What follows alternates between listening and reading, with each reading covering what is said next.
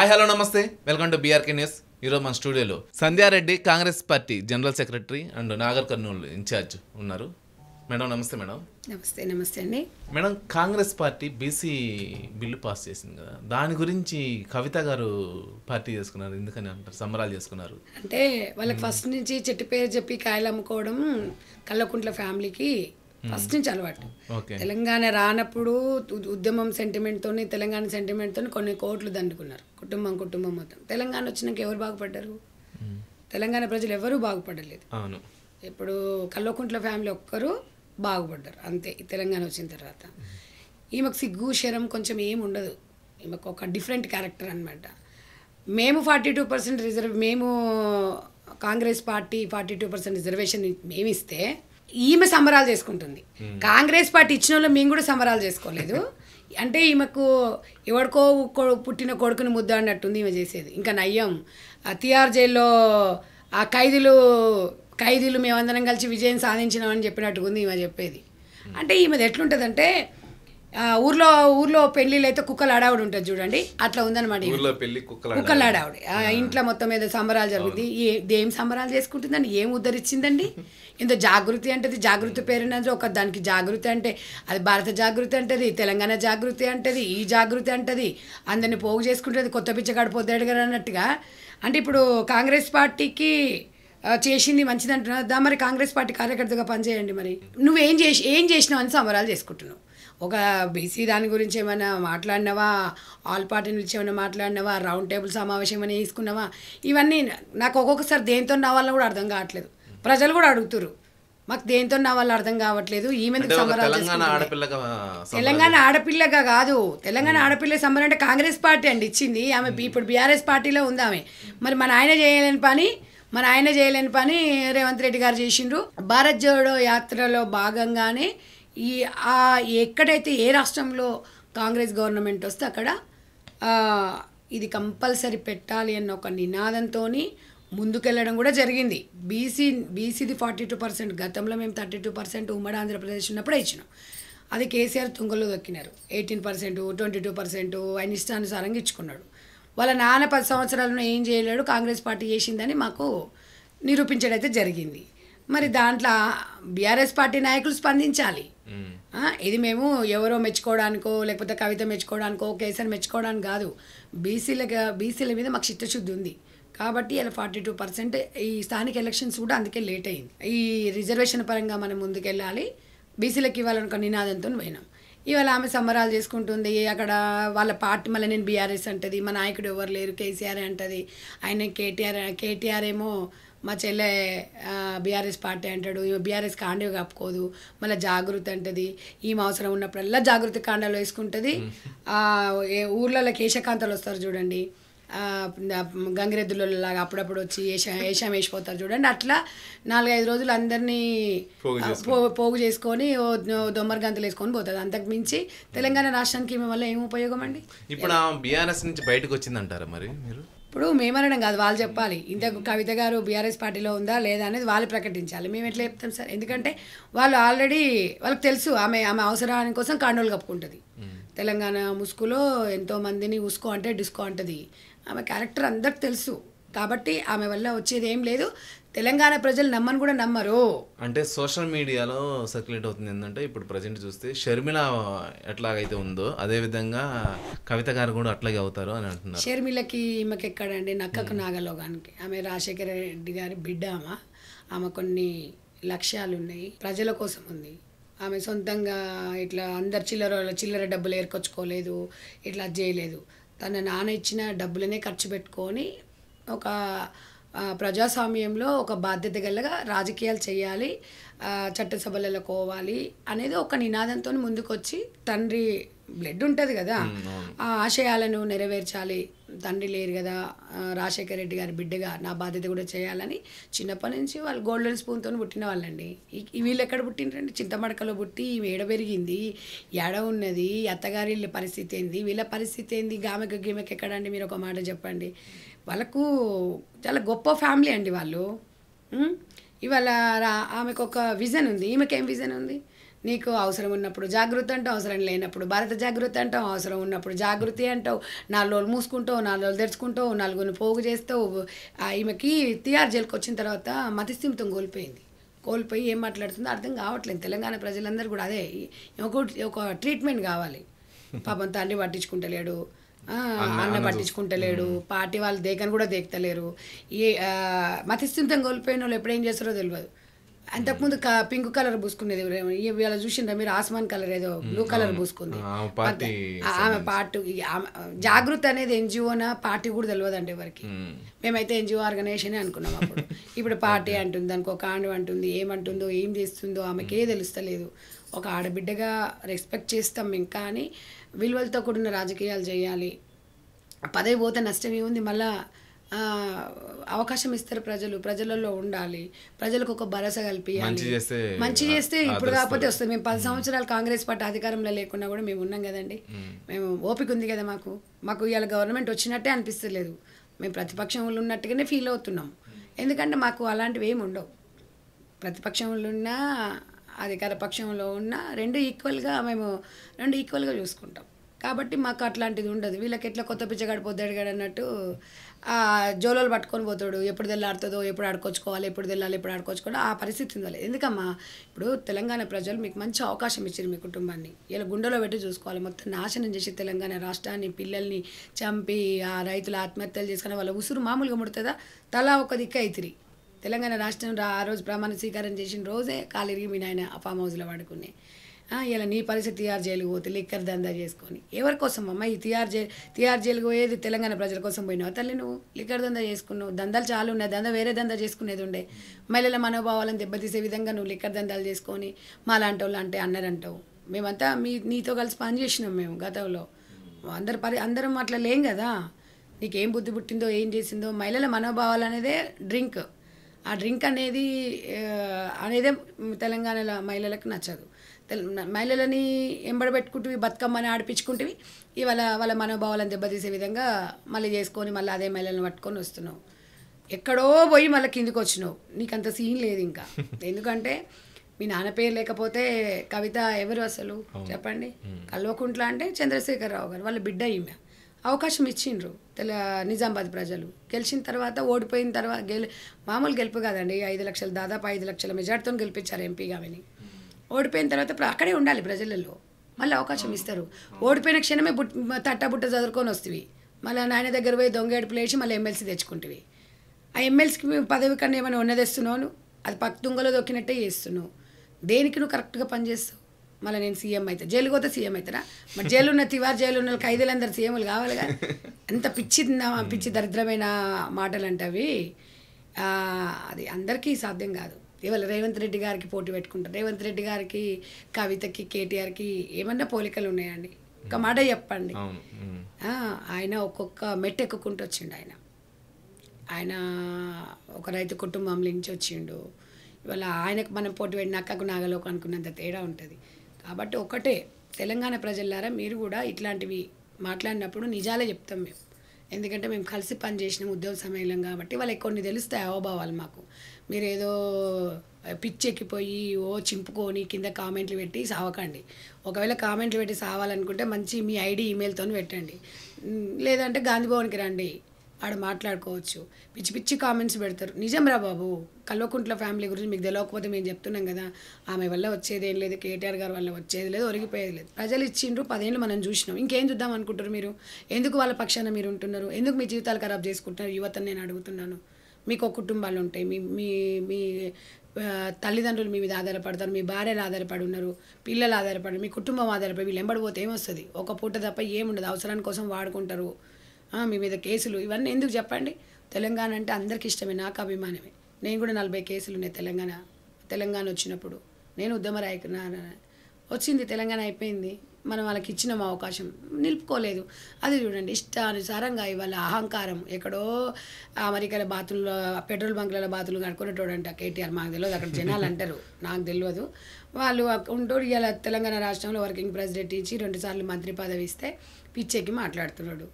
అసలు ఒక మాట్లాడే విధానమా? ఒక సీఎంని మాట్లాడే విధానం ఉందా?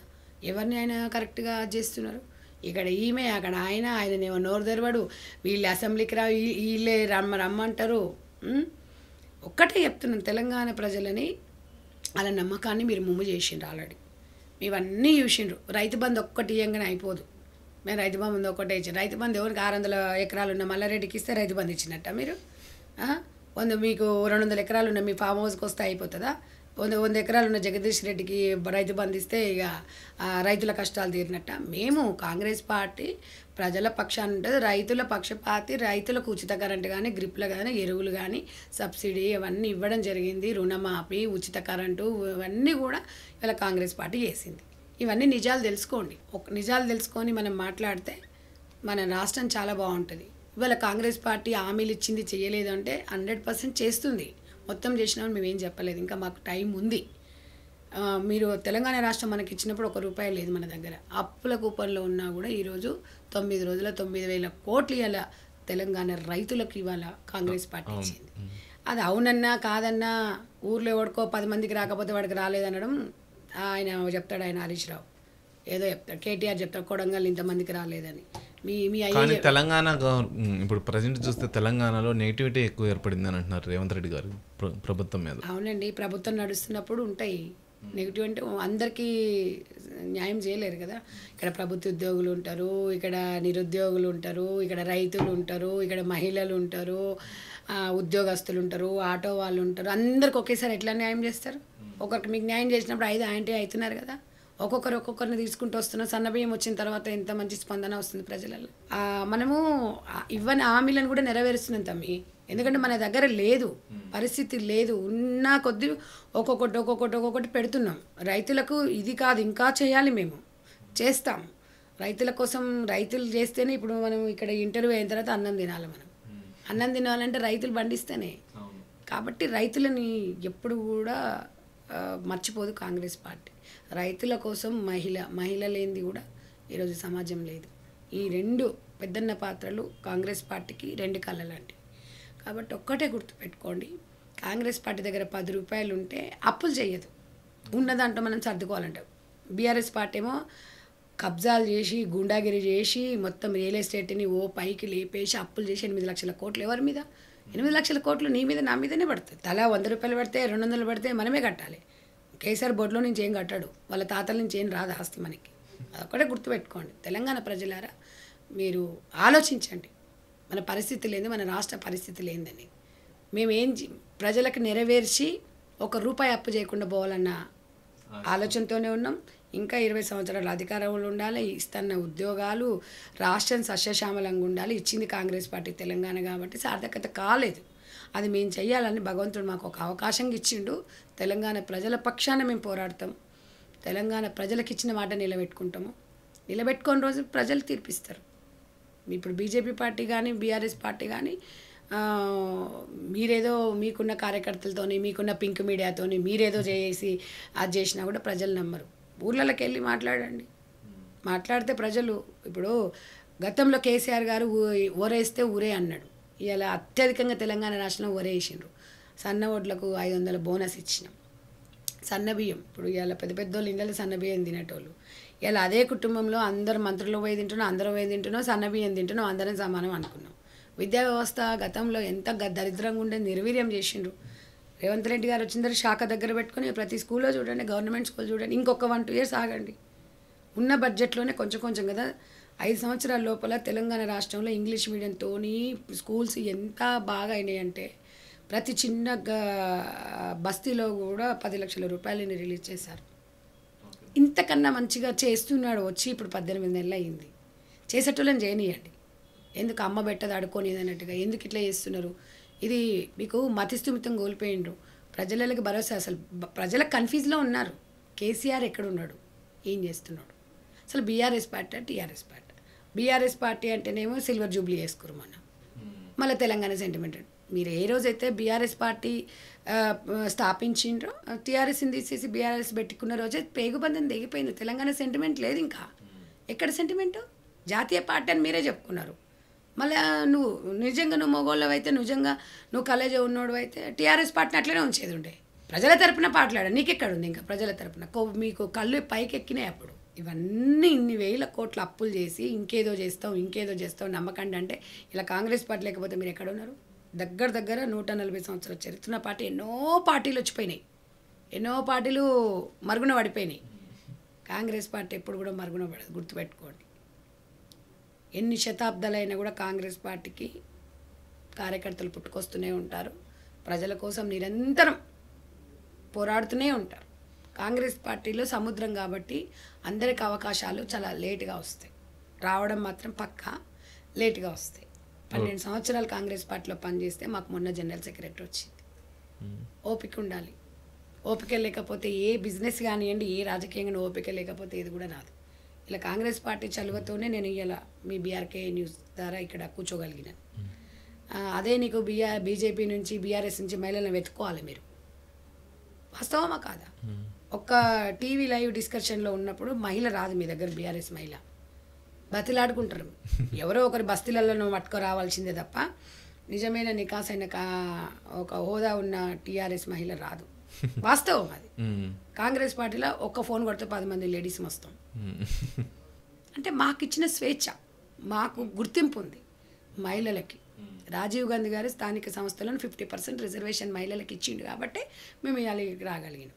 అది అందరం గుర్తుపెట్టుకోవాలి. అది రాజకీయాలు అనేది శాశ్వతం ఎవరికి కాదు, నీతి నియమాలతోని ఉంటేనే రాజకీయం అనేది ముందుకెళ్ళిపోతాం. ఇష్టానుసారంగా ఇష్టం వచ్చినట్టుగా ఉంది కదా అని కాదు. నేను రేవంత్ రెడ్డి గారిని అంటే మాత్రం నేనైతే రెచ్చిపోతానండి. ఎందుకంటే రేవంత్ రెడ్డి గారు తండ్రి పేరు తాత పేరు చెప్పుకొని రాలా, కష్టపడి పైకొచ్చిండు, కార్యకర్తగా పైకొచ్చి ఒక జెడ్పీటీసీగా పైకొచ్చిండు. ఆయన వచ్చి అలా ఎదిగిండు కాబట్టి ఒక రాష్ట్ర సీఎంని మాట్లాడితే మాత్రం తోలు తీస్తా, ఒక్కడొక్కడిని లాంగ్వేజ్ కరెక్ట్గా మాట్లాడి నేను మాట్లాడతా. ఒక్కొక్క నా కొడుకు వాడు చిల్లరోడు అని మాట్లాడితేనేమో మేము తిడితేనేమో వాడేం మాట్లాడతాడు, నువ్వు ఆడదానివేనే అంటాడు. అవును రా భయ్, వాడు మొగోడేనారా, వాడు అట్లా మాట్లాడొచ్చా? ఒక మాజీ మంత్రిగా, ఒక కేసీఆర్ కొడుకుగా వాడు మాట్లాడినప్పుడు నేను మాట్లాడతాను. నాకెందుకు సిగ్గు? అనేటోనికి సిగ్గు ఉండాలి. సమాధానం మేము ఇస్తున్నాం, మమ్మల్ని గెలకొద్దు. నువ్వు రాజకీయంగా మాట్లాడు, రాజకీయం గురించి ఎన్నైనా మాట్లాడు, తప్పలేదు. వాడు చిల్లరోడు, వాడు ఆదోడు, వాడు ఇట్లా, వాడు అట్లా అని మాట్లాడితే వాడంటే వరే అని మేము కూడా అంటాం. అందుకే రెస్పెక్ట్ అనేది ఇచ్చి పుచ్చుకోండి. పెద్ద ఆయన పీకేసిన మొగోడు అంట, పీకేసిన మొగోడు అయితే ఎందుకు రాలే, మళ్ళీ అధికారంలోకి ఎందుకు రాలేదు? సిగ్గు, తెలంగాణ ప్రజలు సిగ్గుందా అని అడుగుతున్నారు. ఫోన్ ట్యాపింగ్లో భార్య భర్తల ఈ బెడ్రూమ్లలో పోయి ఫోన్ ట్యాపింగ్లు పెట్టి కింద పెడతారు. లజ్జ సిగ్గున్నాదరా మీకు? అంత ఆనందం ఏందిరా మీకు, నీకు, మీ అయ్యకు, మీ కుటుంబానికి, హరీష్ రావుకి ఎందుకు అంత ఆనందం? అంటే అందులో రికార్డులు పెట్టేసి ఇంటారీడా అంటే అదేమన్నా సంగీతమారా? ఈయన నీకే సిగ్గులు లేవు మీకు? అట్లా అడగొద్దా? ఫోన్ ట్యాపింగ్లు చేసి హక్కు ఎవడుందిరా? ఈ ఫోను ఇది నాది, నా హస్బెండ్ ముట్టుకోనికి కూడా నా రైట్ లేదు, నా పర్సనల్ ఇది. నా మీద టచ్ చేసేది రాజ్యాంగం నాకు కల్పించింది.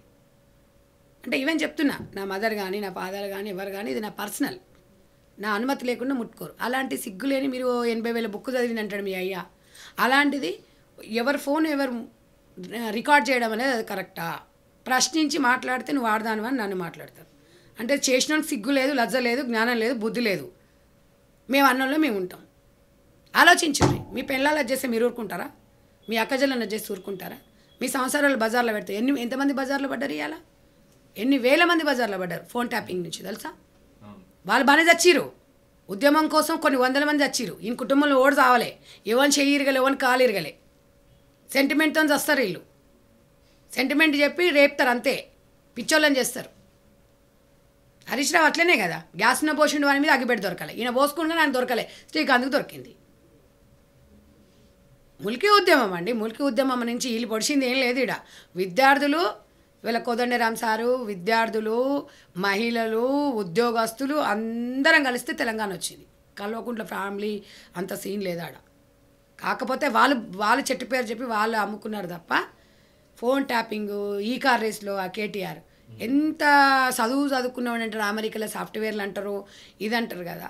ఒక 2 కోట్ల బడ్జెట్ని, 2 కోట్ల రూపాయలని మంత్రివర్గ ఆమోదం లేనిది ఎట్లా ట్రాన్స్ఫర్ చేస్తారండి?